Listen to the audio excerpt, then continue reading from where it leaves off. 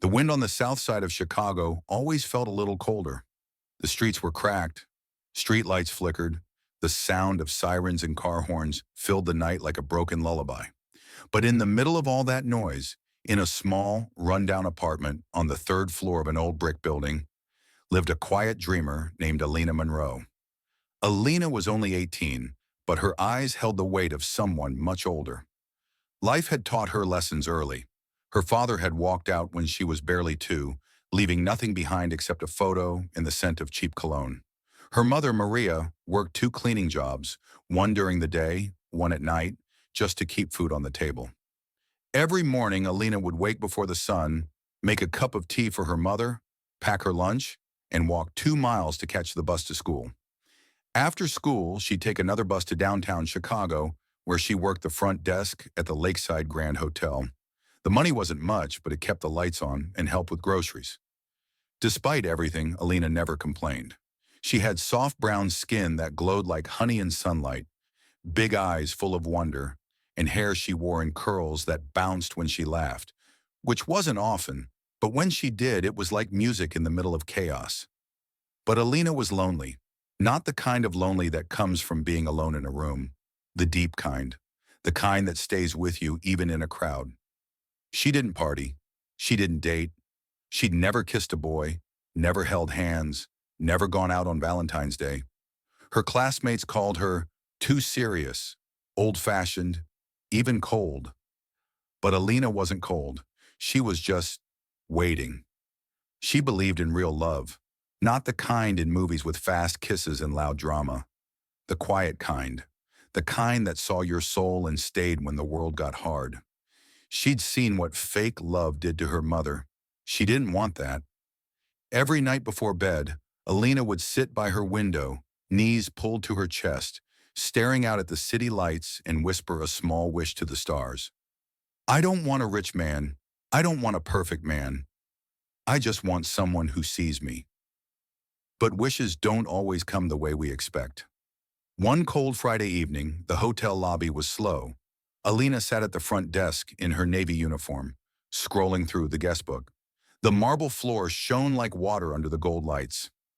Jazz music played faintly from the speakers above. The automatic glass doors opened, and in walked a man who didn't look like he belonged in that world, yet owned it all. He was tall, older, maybe in his 40s. Gray touched the edges of his black hair. He wore a charcoal suit tailored to perfection, his leather shoes clicking softly on the floor. His eyes were cold, steel blue, scanning the room with the calm power of someone used to being obeyed. Alina froze. It wasn't just that he was handsome.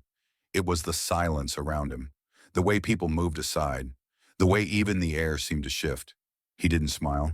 He didn't speak, but his presence spoke volumes. She quickly stood up and cleared her throat. Good evening, sir. Welcome to Lakeside Grand. May I help you check in? He slid his black card across the counter without a word. His eyes met hers for just a second. And in that second, something strange happened. A spark. Not the kind you see in movies. It wasn't love. It wasn't even attraction. It was curiosity. From both sides. He blinked, looked away, and took his key card silently. Room 1203, she said, her voice a little shaky. Please let us know if you need anything.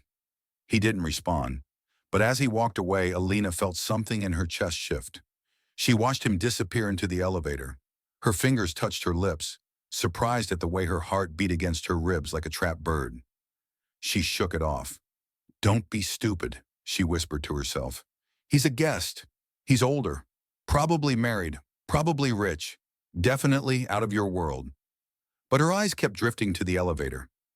Later that night, when her shift ended, she rode the bus home in silence.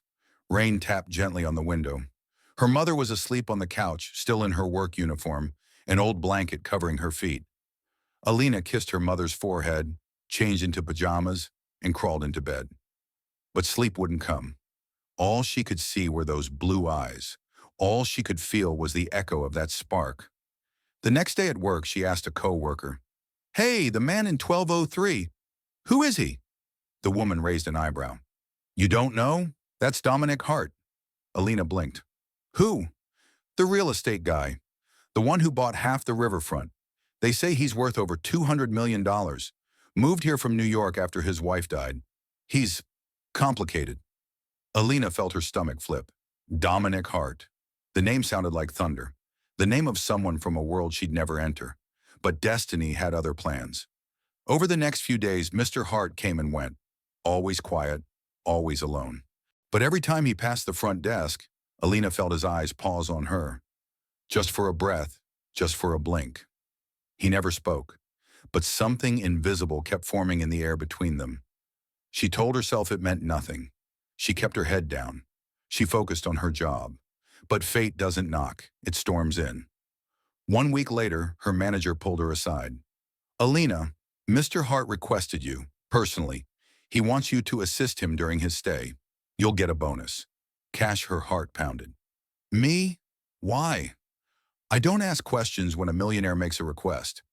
That night, Alina stood in the elevator with her hands shaking as it rose to the 12th floor. As the doors opened and she stepped out, she didn't know it yet, but the broken girl from the south side of town was about to enter a world of secrets, pain, healing, and love, and nothing in her life would ever be the same again. Dominic Hart didn't believe in fairy tales. He believed in business deals, in contracts, in numbers, and silence. Love? It was just another lie. Smiles? A tool people used to get close before they stabbed you in the back. He had been rich for most of his life, but never happy. Success had brought him power, but not peace. Now 42, Dominic was a man who moved through life like a shadow, seen but untouchable. He stood 6 feet 4 inches tall. His presence was impossible to ignore. He wore expensive suits that fit him like armor, shoes that echoed power across polished floors, and an expression that never changed. Not angry, not sad, just unreadable. His hair was thick, with streaks of silver that matched the gray clouds that always seemed to follow him, but it was his eyes, those cold, icy blue eyes, that made people nervous. They weren't just sharp, they were tired. Tired of lies, of fake friendships, of watching people pretend to care when they really just wanted something. Dominic Hart trusted no one. He had learned that lesson young, too young. At just 13, he'd lost both parents in a car crash. A drunk driver, no goodbye, no last hug. One moment, he was a boy with a family. The next, he was a ward of the state, tossed between foster homes, sleeping in silence, eating from dented cans, listening to couples fight in the next room while he stared at peeling ceilings. By 18, he was living in a car. By 25, he had flipped his first property. By 35, he had bought and sold over 50 buildings. By 40, he was a multimillionaire. But none of it had warmed the cold inside him. Women? Yes, they came and went. Beautiful ones. Smart ones. But they all wanted the same thing. His name, his wealth, his lifestyle. Not one had looked into his soul. Not one had ever asked, "Are you okay?" He had been married once, for 3 years. But even she had left saying, "Dominic, you're a ghost. I can't love a man who doesn't know how to feel." So he stopped trying, until the day he walked into the Lakeside Grand Hotel. It was raining. The sky outside was dark, and the city lights blurred against the glass. Dominic didn't plan to stay long, just a temporary stop while his new penthouse was being furnished. He stepped into the lobby without fanfare, and then she looked up. From behind the reception desk, a young woman raised her eyes. She didn't bat her lashes, she didn't giggle, she didn't adjust her blouse, she just smiled, softly, shyly, nervously. And something in Dominic's chest flickered. Her skin was the color of warm coffee, her eyes wide and deep like untouched lakes.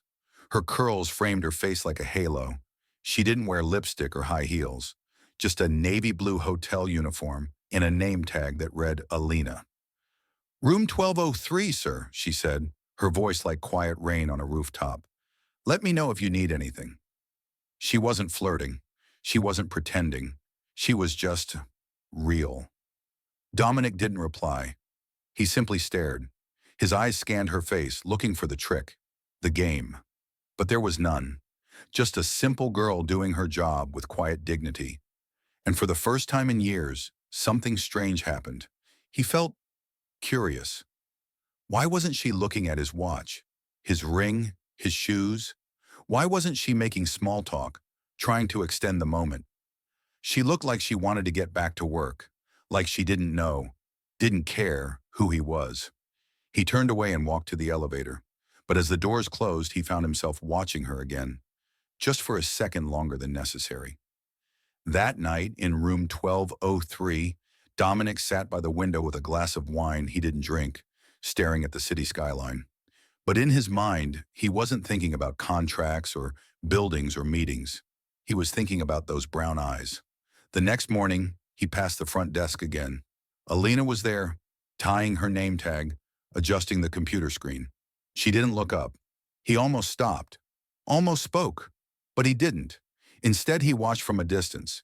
He watched how she treated other guests, kindly without force. He saw how she held doors open for the elderly, how she smiled even when tired. He asked a staff member later, "That girl, what's her story?" The man shrugged. "Quiet one. Lives with her mom. Works 2 shifts sometimes. Keeps to herself."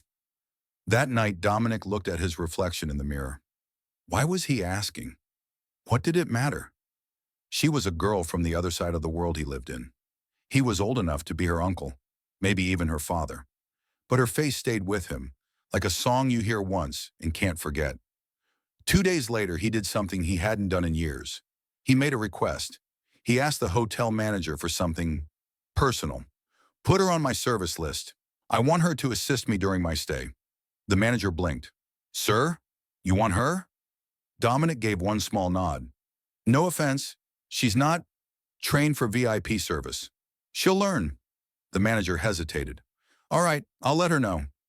And that's how it began. Not with a kiss, not with a promise, just a stare across a counter, a stare that melted something cold inside him. Dominic didn't know it then, but the girl who smiled without wanting anything would soon become the woman who'd change everything he believed about love, race, class, and his own broken heart. Because sometimes the smallest spark is the beginning of a fire, and Dominic Hart had just been lit. 2 weeks had passed since Alina first saw Dominic Hart. 2 quiet weeks of brief glances, polite greetings, and heartbeats she tried to ignore. She had kept her head down, worked her front desk shifts, and pushed thoughts of him into the back of her mind. But one rainy afternoon, everything changed. Her manager called her into the office. She stepped inside, wiping her hands on her skirt. Her chest tightened when she saw the serious look on her boss's face. "Alina," he said, folding his hands on the desk, "I've got something unusual for you." Her stomach dropped. "Did I do something wrong?" He shook his head. In fact, someone has made a request for you." "A request?" she asked softly. He looked her in the eye.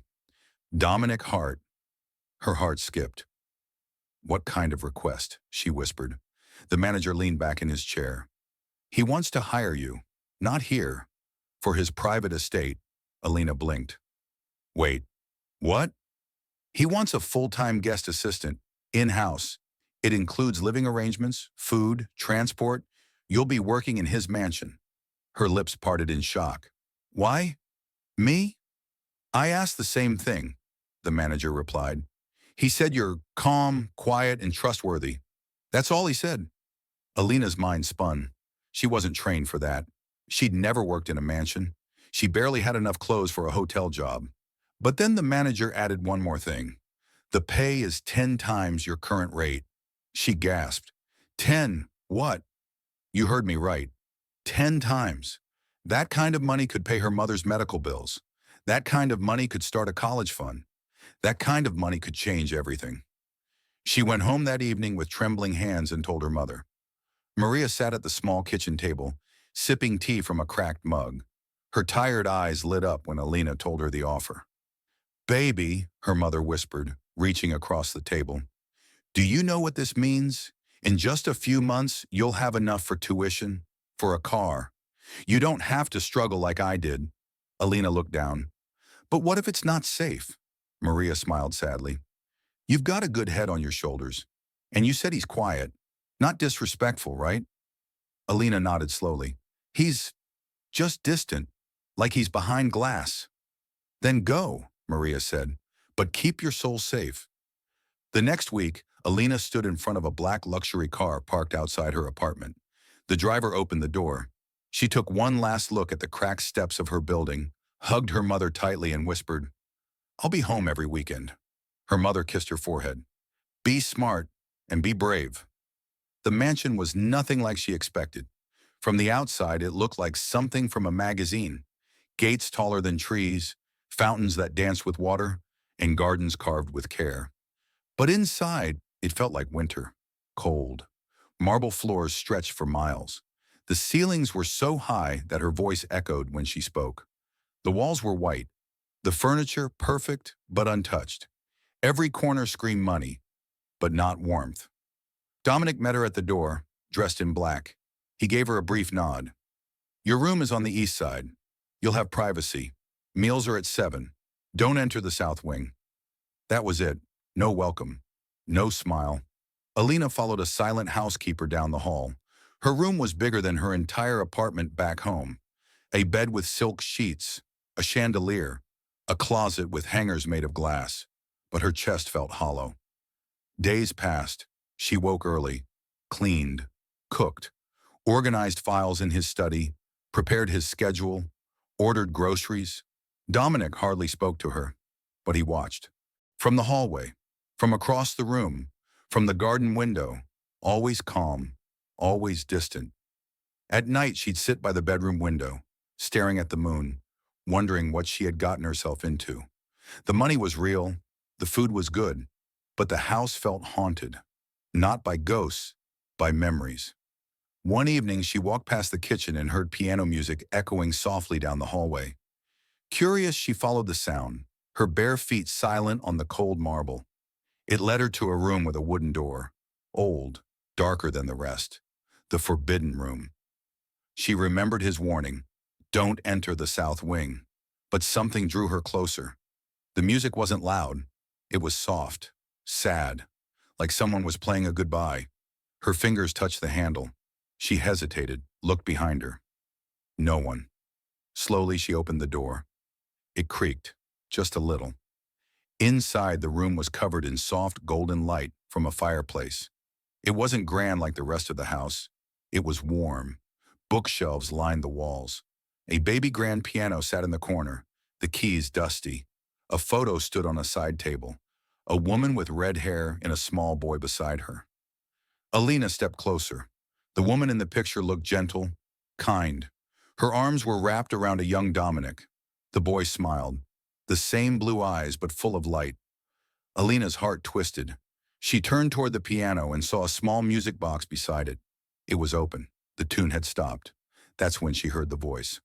"What are you doing in here?" She turned slowly.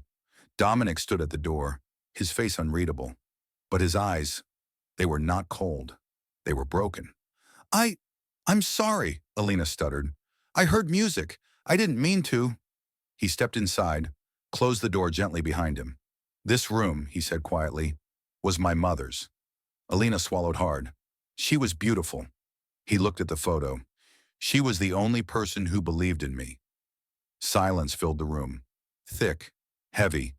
Then he said something that made her breath catch. "You remind me of her." Her lips parted. "Why?"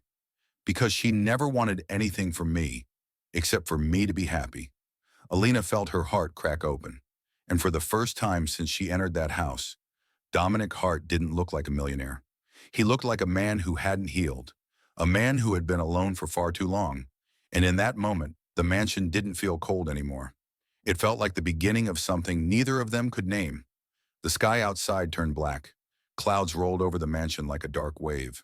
Wind howled against the windows, rattling the glass like a warning.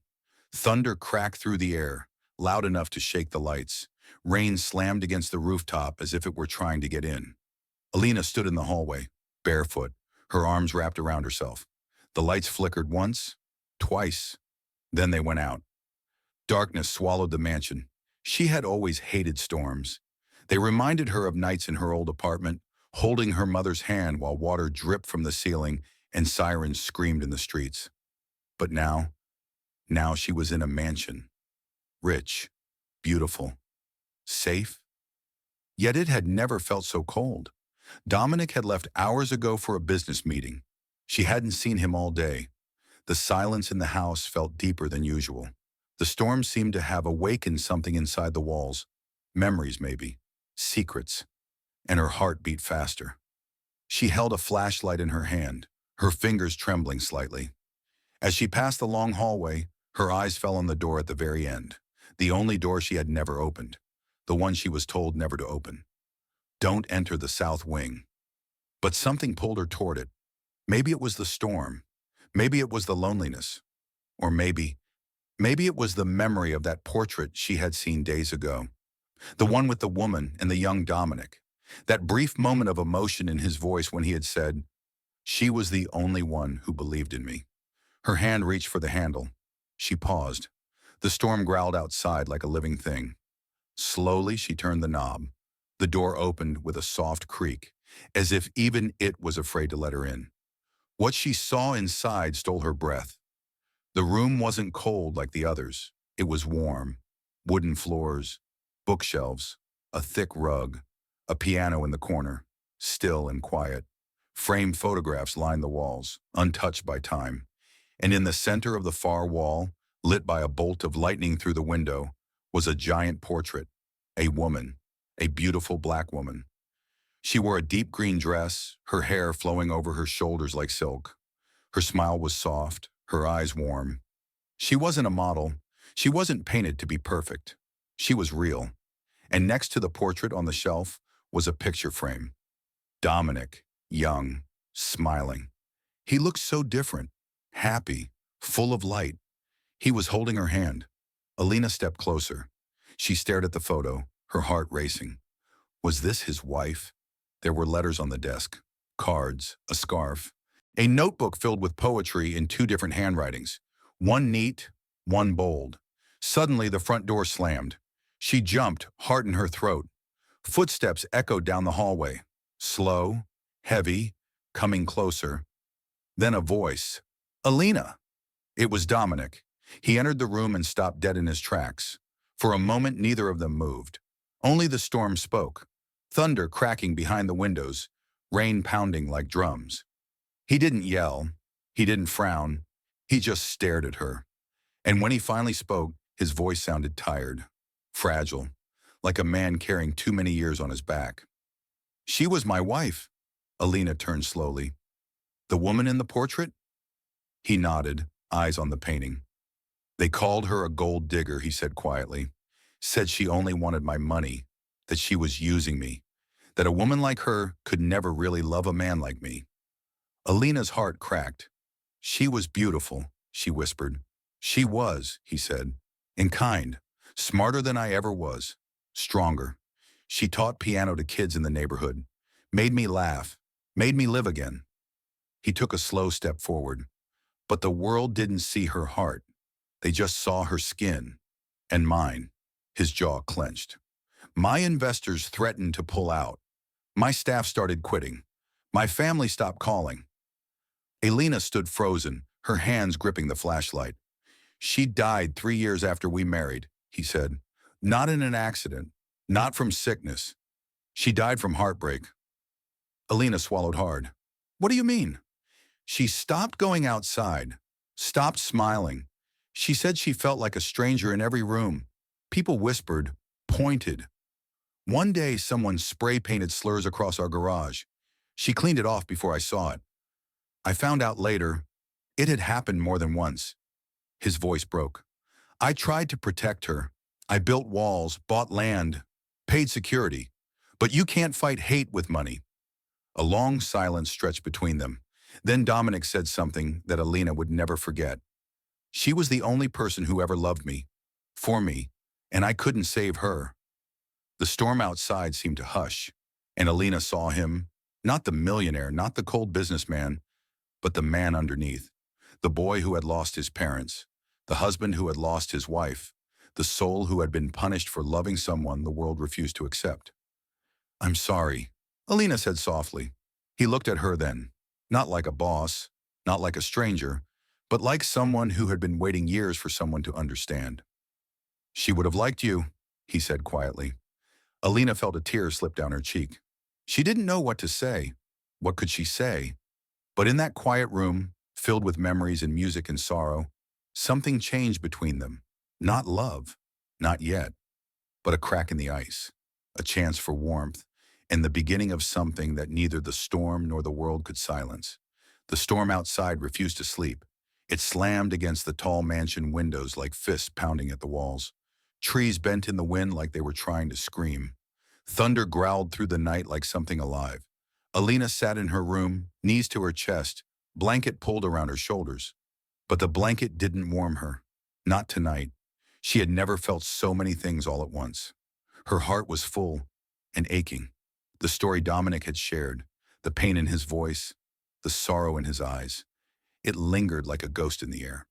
She thought about the woman in the portrait, about love lost, about hate that still breathed in the world, no matter how many gates surrounded you. And she thought about herself, a poor girl from the broken side of town, sitting in a mansion that didn't feel like it belonged to anyone. The lights flickered again. A crack of thunder made her jump. She stood up without thinking, grabbed her robe, and stepped barefoot into the hallway. The marble floors were cold beneath her toes. Her hand trembled as she reached for the doorknob of his study, the only room still glowing with light. She paused, then knocked, just once. "Come in," his voice called gently. She opened the door. Dominic sat near the fireplace, the flames flickering softly against his tired face. A book lay in his lap, but he wasn't reading. He was just sitting, alone. Alina stepped inside, her voice barely above a whisper. "I can't sleep." He looked up slowly, and for a long moment, he didn't speak. Then he nodded toward the chair beside him. "Sit with me." She walked over and sat down. The fire crackled between them, casting golden shadows on the walls. For a few minutes, they said nothing. Then softly she began to speak. She told him about her childhood, about growing up without a father, about her mother working double shifts and still barely making rent, about sleeping on the couch so her mom could have the bed. She told him about the kids at school. "How they laughed at my shoes," she whispered. "How they called me names. Dirty. Poor. They said my skin made me look like I didn't belong." Her voice broke. "I'm tired of fighting to be seen as good." There was silence. Then Dominic reached across the small table and gently touched her hand. "You are good," he said. His voice was soft but firm. It didn't sound like a compliment. It sounded like truth. Alina's eyes filled with tears. No one had ever said that to her with such certainty. Not like that. She looked up at him, her heart pounding in her chest. And for the first time, their eyes didn't meet as boss and employee. They met as two souls who had both been hurt, two people who had learned to survive alone, two hearts that had been judged, abandoned, and misunderstood by a world that never cared to see their truth. "I used to think love was a lie," Dominic said after a moment, "that no one could love me without wanting something in return." He looked down at their joined hands. "But you remind me of the part of myself I buried." Alina's lip trembled. "The part that still believes in love?" He nodded slowly. "Yes." Outside, the wind howled louder. But inside, in that room filled with firelight and honesty, something gentle unfolded. They didn't move closer. They didn't kiss. There was no hunger in the air, no rush, just silence, safety, understanding. Dominic stood and reached for the blanket on the back of the couch. He handed it to Alina and sat beside her, not too close, but close enough. She wrapped herself in it. He looked at her unsure. "Would it be okay if I—" He didn't finish. Alina reached for his hand. "You don't need to ask," she said softly. So he did something he hadn't done in years. He just held her hand, not to own her, not to take from her, just to share the quiet. And as the rain danced on the windows and the fire whispered in the hearth, they sat together like that, for hours. They talked more. He told her about the night he almost gave up on building his company, about how his wife had pushed him to keep going, about the child they had dreamed of having but never did. Alina told him about the book she wanted to write, the stories inside her head, the hope she still carried, even when the world tried to crush it. They laughed once, quietly, when she shared the time she tried to sell lemonade on a snowy day. They cried once, together, when he told her how he found his wife's last letter, tucked between the piano keys. She said she hoped one day someone would teach me how to feel again, he whispered. Alina pressed his hand softly. She was right. He looked at her, and this time, there was no wall behind his eyes, only light. He didn't kiss her that night. He didn't touch her in any way except to hold her hand and let their souls breathe beside each other. And for the first time in her life, Alina felt seen, not because of her skin, not despite her background, not because of what she could give, but because of who she was. And for the first time in a decade, Dominic didn't feel alone in his mansion of cold marble and empty halls. That night wasn't about passion, it was about healing. And as the storm finally began to fade, both of them realized something stunning had happened. She had softened the man no one else could reach, and he had given her the one thing no one had ever offered her before: respect. Weeks passed. People whispered. A young black girl, a rich white man. She's just after his money, they said. He's using her, others claimed. But they didn't see the truth. Dominic taught her business. She taught him to feel again. They built something together, not fast, not scandalous, but real. 1 year later, Dominic knelt before her, not with diamonds, but with his heart. Alina said yes. Their wedding was small, no media, just love. And in the end, the world had to accept it. Love sees no age, no race, and no bank account.